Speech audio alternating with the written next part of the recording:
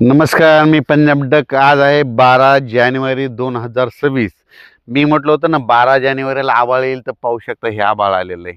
आणि राज्यात रात्री मी म्हणलं होतं ना 11 जानेवारी बऱ्याच कोल्हापूरकडे पाऊस पडेल, तर कोल्हापूरकडे निपाणी, कोल्हापूर, बऱ्याच परिसर कवठे एकंद या ठिकाणी बऱ्याच ठिकाणी पाऊस पडला, कुठं थेंब आले.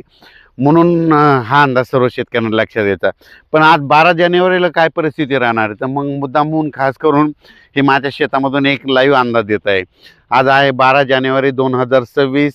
आज दुपारनंतर 3च्या नंतर मात्र सांगली जिल्हा, सातारा जिल्हा, त्याच्यानंतर सांगली, सातारा, कोल्हापूर, सोलापूर, पुणे, अहिल्यानगर, संगमनेर, ओझर, पुन्हा आळेफाटा, विघ्नर कारखाना परिसर, त्याच्यानंतर बऱ्याच ठिकाणी आज दुपारनंतर 3च्या नंतर कुठं थेंब दिसतील, कुठं पाऊस पडायला दिसेल, म्हणून हा अंदाज लक्षात यायचा.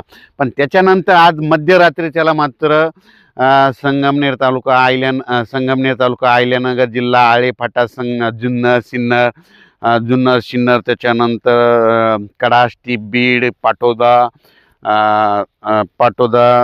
त्याच्यानंतर दोन, पुणे, सातारा, सांगली, सोलापूर, कोल्हापूर, पुणे ह्या परिसरामध्ये, बीड जिल्हा, परभणी जिल्हा, लातूर जिल्हा, मध्यरात्री मात्र 12च्या 2च्या मात्र बऱ्याच ठिकाणी पेंडोलता पाऊस पडलेला दिसेल, म्हणून हा अंदाज महाराष्ट्रातल्या शेतकऱ्यांचा लक्षात यायचा. राज्यातल्या शेतकऱ्याला सांगू इच्छितो की हे वातावरण जवळपास राज्यामध्ये आता जवळपास 14 तारखेपर्यंत, 12, 13, 14पर्यंत असंच राहणार आहे. म्हणून हे काही पिकासाठी चांगलं वातावरण आहे. ज्यांच्याकडे हरभरा पीक आहे त्यांना फुल धारण्यासाठी खूप पोषक वातावरण आहे. वेलवर्गीयसाठी खूप चांगलं वातावरण आहे. खरबूज लागवडीसाठी खूप पोषक वातावरण आहे. ऊस उगवण्यासाठी खूप पोषक वातावरण आहे. पण काही जणांसाठी नुकसानकारक आहे. मग ते कोणासाठी आहे?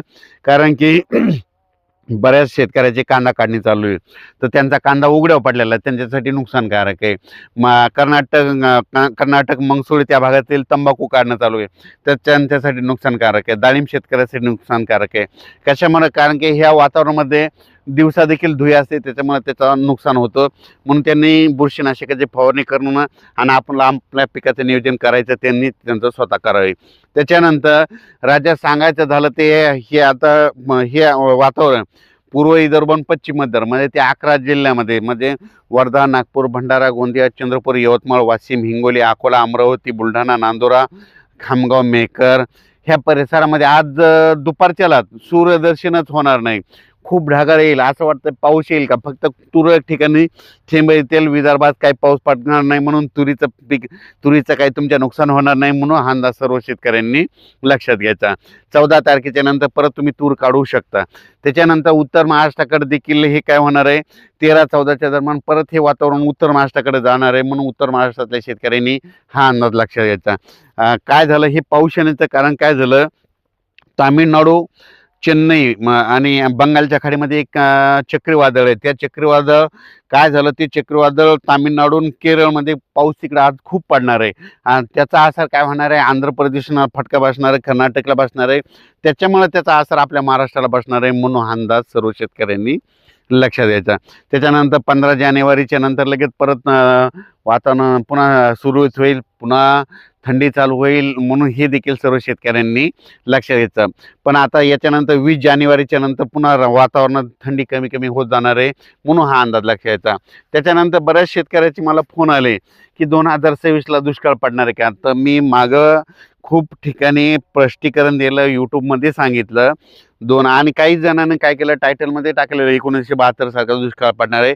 त्यांनी ते टायटल टाकलेलं आहे, म्हणजे हेडलाईन टाकलेली. तसं काही होणार नाही. तुम्हाला सांगू इच्छितो 2026ला मात्र सरासरी इतका पाऊस पडणार आहे, जसा दरवर्षी आपल्या महाराष्ट्रात का पडतो तितकाच पडणार आहे. आणि पण पिकं मात्र चांगले येणार आहेत, त्याच्यामुळे काही चिंता करायची गरज नाही. परत काही शेतकऱ्याचे फोन आले, मग आम्ही यावर्षी ऊस लावले, मग आम्हाला पाणी कमी पडेल का.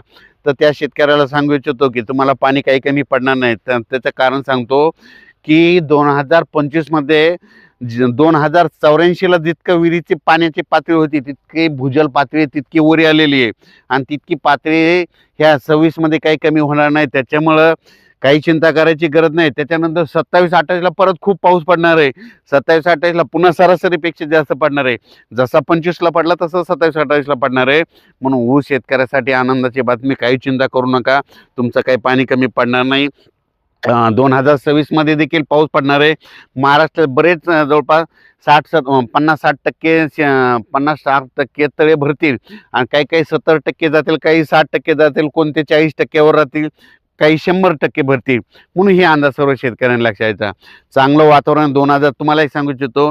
म्हणजे हे बदल कशाने ओळखायचे तुम्हाला सांगतो की मी मागं 1 वर्षापासून सांगतो की 2026 पाऊस कमी राहील, 27-28 खूप पडेल, त्याच्यानंतर 2029 कमी पडेल, 30-31 जास्त पडेल, 2032 कमी पडेल. आता यापुढे एक गोष्ट लक्षात घ्या, जर 2 वर्ष जास्त पाऊस पडणार, 1 वर्ष कमी पडणार आणि त्या 2 वर्षामध्ये 1 वर्षाची सरासरी करून टाकणार. म्हणून हा अंदाज सर्व शेतकऱ्यांनी लक्षात द्यायचा. यानं अचानक वातावरणात बदल झाला तर उद्या एक लगेच मेसेज द्यायला राहील आणि पाहू शकता हे खूप आभाळ आलेलं आहे. आमच्या तिकडे देखील रात्रीच्याला मध्ये थेंब पडतील. म्हणून हे देखील परभणी जिल्ह्यातल्या सर्व शेतकऱ्याला सांगू इच्छितो. धन्यवाद.